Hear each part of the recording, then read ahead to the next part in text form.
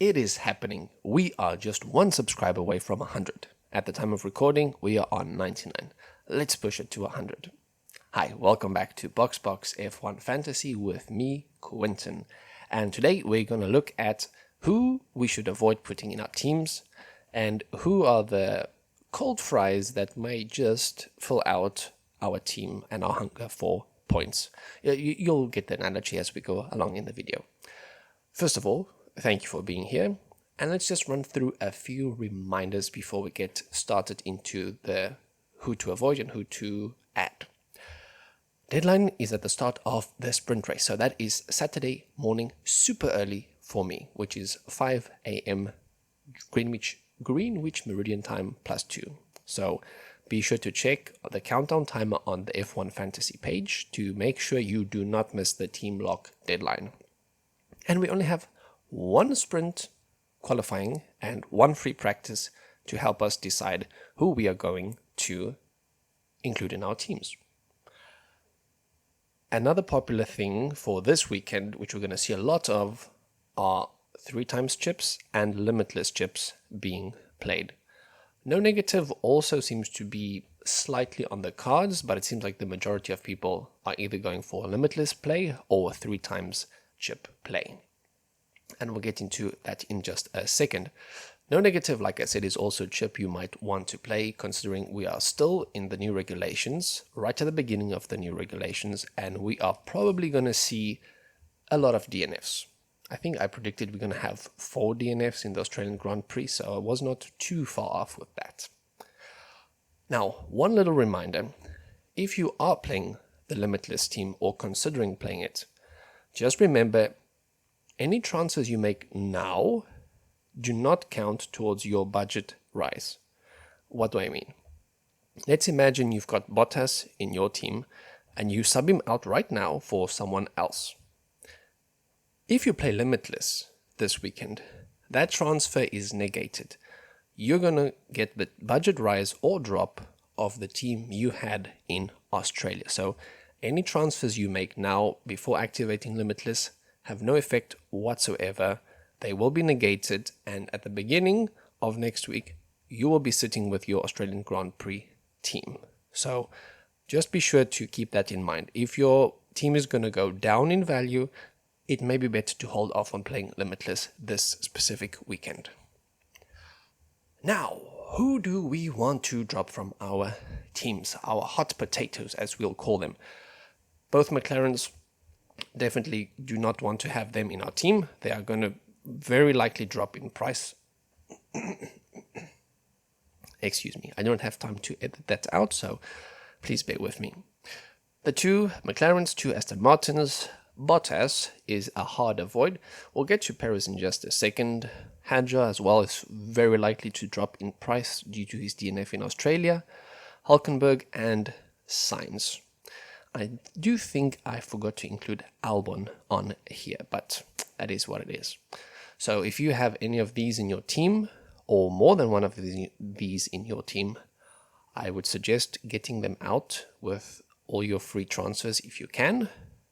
If you can't get them out with just 2 transfers, activating wildcard will be the smart thing to do. And of course, Cadillac is still not reliable enough for us to go with them, and neither is Aston Martin. I don't think we need to explain much over there. Why I do not have Audi here is because they are a cold French fry. What do I mean by that? Well, a hot potato we can just drop, but a cold French fry is palatable, slightly unpleasant, but still filling enough. It gets the job done. It fills your tummy. So these are the 4 drivers that I have categorized as cold French fries. So we can say that they are a necessary evil. If you are priced out of the team you want to have, perhaps Russell and Antonelli, you could be forgiven for bringing in one of these drivers to get the budget you need to fit those 2 A-tier drivers in. If I had to choose 2 of these drivers, I would go for Colapinto and Lawson. They are like right on the edge of going up or down in value. It's about a 50-50 chance. But because it's a sprint weekend, the chances that they score go up considerably. Because it's a sprint weekend, more chances to score.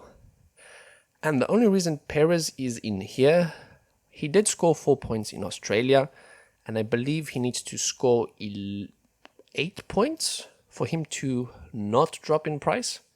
So that is doable if everything goes well, but I would only put him in here as a budget enabler. So if you just that bit of cash short of getting 2A tier drivers or 2A tier constructors, I might include him in as a possible palatable selection. Williams, I believe, is still highly overpriced. I would not see myself bringing them in any way, but there are some people who want to have a Williams in there, and they are not the worst constructor ever to exist in this game right now. But if you can, forego Williams for this round at least. Who I'd rather go with is Audi. If you're going for maximizing budget and getting good drivers, I would go for Audi. They are cheap. I would go for Racing Bulls much rather if you can afford it, but if you are insistent on getting more expensive drivers, which there are definitely some of you out there, no judgment at all, go for Audi instead of like a Williams or a Cadillac or Aston Martin. Not that Aston Martin is cheaper, but I shudder to think Aston Martin in your team right now. And just because I said that, I'm pretty sure Aston Martin are going to score some points by some kind of miracle. Let's call it a reverse jinx, if you will. Now, Alpine is an interesting one. They are at a slightly awkward price point. They have some pace, but Haas is just much more affordable. So if for some reason you want a budget constructor that is not Haas or VCarb, in this list I would rather go with Alpine or Audi, but not Williams. If you do insist on it, you could be forgiven for doing so, but these are mostly here for budget enabling purposes. Looking at my teams right now, just so you have an idea of where my mind is and possible plays I might make, have a look at this glorious setup I have. Team 2 are slightly unfortunate to have Bottas in there and Hulkenberg in Team 3. So neither of these teams will be having Limitless activated on them. I played no negative on Team 3 last week and Autopilot on Team 2 last week. Team 1 I didn't play any chips at all. So that is the one I'm considering playing Limitless on. The only question mark I have here is Lawson. He is at that tipping point of either going up or down in value, so I'm still waiting to see how he performs in free practice and in the sprint quali for me to decide if I'm going to take a gamble on him or not. Team 2, I don't think I'm going to activate any chips besides... The tempting chip here is the 3 times. So I can get Bottas out of the team. I believe I need to drop Behrman. So for Team 2, I'm thinking of dropping Behrman, swapping in Lindblad, and replacing Bottas with, I forgot to, I think Colapinto, and then activating the 3 times chip there. That is the only play I'm considering with this. For Team 3, slightly... not such a great option. I think I might just transfer out Nico Hulkenberg and bring in Lindblad. I have the budget for that and just leave it as is. Roll free transfer to the Japanese Grand Prix.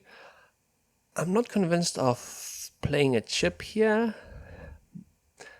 It's going to depend. If Ferrari looks very good, I might play the 3 times chip, but that is still very much a big question mark. And that was it. That was a quick one today. Just my thoughts on who you should definitely avoid, who you might consider as palatable for your team this weekend. And be sure to follow me on X, subscribe to my YouTube channel as well. And I'm also on the TikTok, that thing, yes.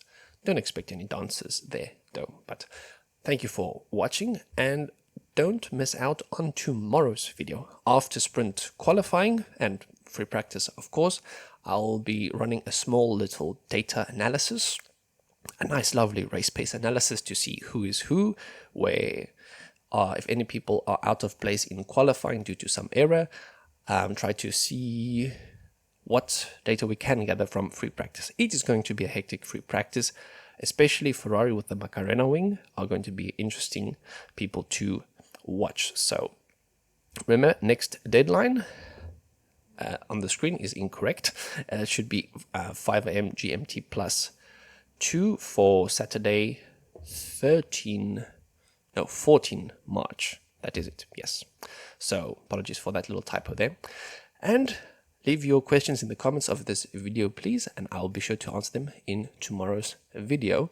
And if not, join us for the live stream on Saturday morning, nice and early, bright and bushy-tailed. Thank you so much for watching again. If you did like the video, don't forget to like it. It helps out a ton.